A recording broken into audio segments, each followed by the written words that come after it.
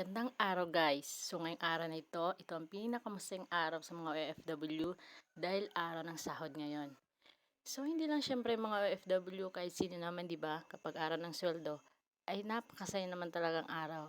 Kasi dito mag-iisip ka kung saan ka pupunta, ano mga bibilhin mo na deserve para sa sarili mo. Pero ang ending, kami mga OFW is ipapadala sa Pinas. Yes, totoo po ang sinasabi ng iba na ang natitira sa amin dito ay puro resibo. Yan lang nang naipon namin dito. Pero okay lang yun, at least kaya naman tayo nagta-abroad para sa pangarap at sa mga mahal natin sa buhay. Pero reminder lang sa mga katulad kong OFW, magtira tayo para sa sarili natin. So, withdraw na natin ang pera. So, ayan guys. After nyan, marami na akong dollar. Nadadaan lang sa kamay ko. Yun. After nyan is dumiretso na agad kami sa remittance center para ipadala na ang pera sa Pinas. So, ayan guys. Charan!